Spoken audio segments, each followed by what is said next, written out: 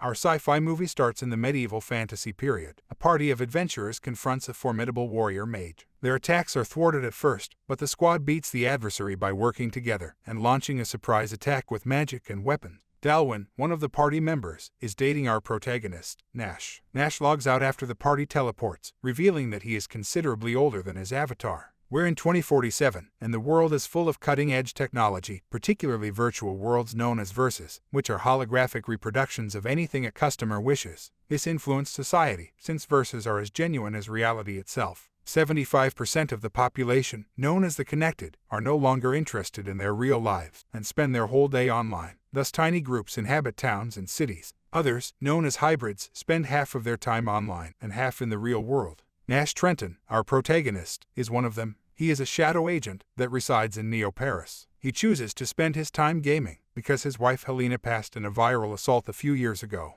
Nash exits the game after receiving an email from Dina, an official from Synternys Corporation, one of the major corporations in command of the Versus. Dina wants Nash to find out who the rebels are, who murdered 148 players in a computer virus assault carried out by an insurgent group called Necromancers. When Nash recommends contacting Interpol, she claims their systems are constantly hacked, and that if they got involved, Synternys wouldn't be able to directly target the Necromancers. Nash goes to the location associated with the IP address that distributed the infection. Because everyone is indoors playing video games, he can easily break in. He notices a noise. With his revolver drawn, he pursues the sound he heard, and is abruptly grabbed by a large bald man, who engages in a brawl. The guy overpowers Nash, hits him until he collapses on the floor, and then snatches his ID before fleeing. Nash's next stop is in a sketchy neighborhood, where real individuals on the street sell a range of dodgy services. Nash pays a visit to his buddy and former brother-in-law Morrill, who is a skilled hacker. After stitching him up, Morrill hacks into Interpol's databases and obtains security camera footage from the place he just visited, so Nash can identify the bald man. Morrill accepts and returns some unlawful gear obtained from Nash's clients. Nash storms off when Morrill brings up Helena, making the talk unpleasant, even though Nash believes Morrill is correct in his suspicions about his sister's passing.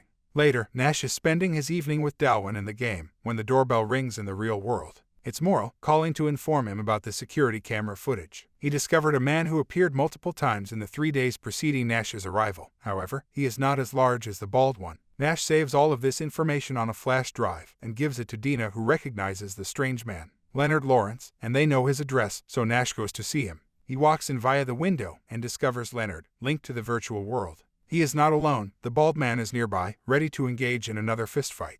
However, despite all of the hurled kicks and punches, Nash does not remain on the floor when tossed. Instead, he pulls out his revolver and shoots the bald guy. After shooting Leonard and retrieving his ID, Nash sits in Leonard's chair and assumes control of his identity to work undercover and learn more about the Necromancers. The avatar is shown to be a blonde lady. Nash convinces the player to flee the building, using a weapon he discovered in the room. Outside, there's a Necromancer soldier named John, who says they've gotten instructions to return to headquarters. Because the game they're playing is a shooter, John and Nash infiltrate the conflict zone and sneak past the distracted sides, fighting the Cerberus robot.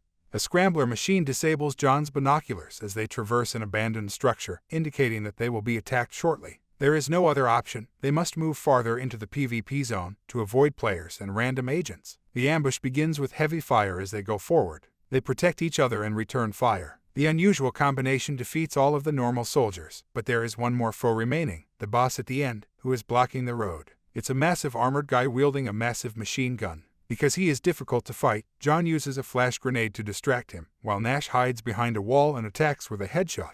After grabbing his ammo, John and Nash flee and arrive at the Necromancer's headquarters without incident. Camel, the man in command of the entire operation, is waiting for them, and he orders a subordinate to bring over a beacon before asking for any news. They are aware that a mystery individual working alone has visited their buildings, and Interpol is now after them as well. Camel acknowledges they need to adjust their methods. Right now, they're attempting to frighten gamers away so they leave their poems, but the media is covering up the fatalities, and everyone believes they're an urban legend. He doesn't divulge his new strategy, though, since the subordinate brings across the necessary beacon, preventing Nash from disconnecting. The soldiers seize Nash's avatar and disclose that they've known it wasn't Leonard in there the whole time, since he didn't make the rallying sign when he entered. He receives a punch from Camel, but as he is aware that bad emotions are less likely to spread online, he instructs his men to log out of the room and search for Nash's body outdoors. Nash uses the opportunity to headbutt one of the troops and ignite the explosive on the other soldier's belt, causing an explosion that destroys the beacon. As Camel describes how interested governments and businesses are in maintaining society in a zombie condition. Just as the real John and his companion approach the apartment, he awakens in the real world, in time to shoot them. Nash returns to Morrill to inquire about devices that prevent individuals from logging out, but Morrill does not believe it is possible. So Nash provides him the in-game coordinates of the Necromancer's headquarters, and requests documents listing every person who has logged in or out of that region. When 3 Interpol agents come, Nash is forced to flee, while the man in charge, Stillson, interrogates his friend. Morrill first refuses to speak, but after being hit by one of the agents, he begins to confess. He never mentions Nash's name, instead admitting to hacking the Interpol database and selling the information to a tiny gaming company. He also works on testing security systems for larger organizations. Because he didn't uncover anything significant on the camera recordings, Stillson warns the 3 guys that they'll need his services in the future in exchange for not arresting him for his illegal devices. Nash also departs, after Morrill pledges to investigate the coordinates he provided. Nash returns to his apartment, thinking the Necromancers still don't know who he is, and goes online to have another adventure with his group and have some nice moments with Dalwyn. But he's stopped once more by Dina's request to see him. She notifies him that Interpol has gone to the firm's building, since they are aware of the fatality, and Nash responds by telling her what he has discovered as a result of Morrill's snooping. The assaults have only been made against the 3 largest Versus businesses, but the trail appears to have gone cold. Because there are no links or disconnections in the system, it has proven hard to track down the Necromancers. They usually keep a few minions online, so that they may secure the area from other players and log in or out elsewhere. Dina wants to get this resolved as soon as possible, since she does not want Interpol involved. This means that the Versus firms pay taxes to the government, and that money is used to pay Connected's universal income, which pays for the game. Paying for a Connected's modest requirements is considerably cheaper for the government than keeping a person living a full life, and the Connected seldom live more than 40 years anyhow. Nash returns to his apartment, where he is assaulted by the Necromancers, after ordering Morrill to hack into the Interpol database to uncover what they know about the assaults. He encounters the real Camel, a lady who warns him he should not work for Synternys Corporation, since they lied about Helena's demise. It wasn't a Necromancer attack that ended her, it was a virus generated by Synternys that the Necromancers subsequently adopted for their purposes. Helena was connected to the Necromancers, and while she didn't always agree with their tactics, she was still a part of them, which made her a target for Synternys. Because he's always suspected there was something wrong with Helena's murder, Nash trusts Camel's account and agrees to assist them, giving them what he knows, and devising a strategy to deal with Interpol.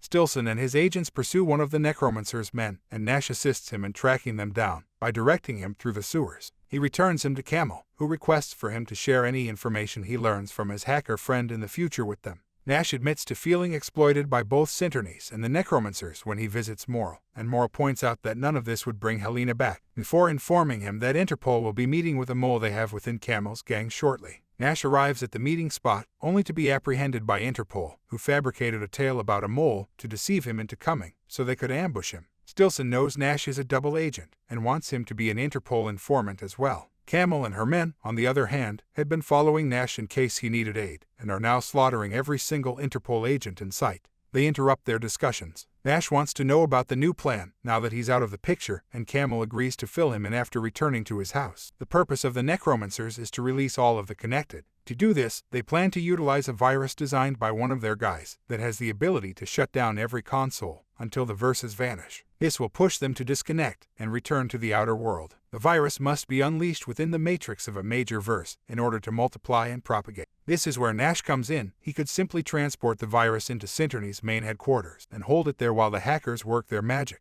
Camel assures him that the virus will attack gradually, and that by the time it's out there, he won't even be in the building, and they won't be able to trace it back to him, so he agrees. Since they only have a few hours before the mission begins, Nash goes online and meets with Dalwyn, who is a Connected, and refuses to label their connection, giving Nash much to think about.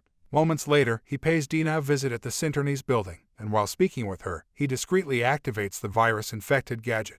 The Necromancer's hackers immediately begin expanding their attack, while Nash goes home and reconnects to the internet for one more adventure with his party. But they are stopped by incoming messages from Morrill, who expose the hackers' plans and urge everyone in Neo Paris to stop them. A ferocious mob of Connected people who were driven out of the game against there will arrive at the Necromancer's site and slaughter each and every one of them before they can ruin all the Verses. Dina summons Nash once the event is finished. She assumes he was the one who introduced the virus into her office, but she will not have him jailed. because they were able to smash the necromancers as a result of this. She does, however, cut off any contact between Nash and Sinternies as a result of his treason. She also informs him that Camo lied to him, that the virus that ended Helena was an upgraded version of one created by the necromancers, and that the only reason she had gotten close to them was that she was an informant for Sinternies. This new information breaks Nash even more. He decides to permanently go online and become another connected to escape these agonizing thoughts and spend the rest of his life with Delwyn and their group. He is unsure of who to believe or how to go.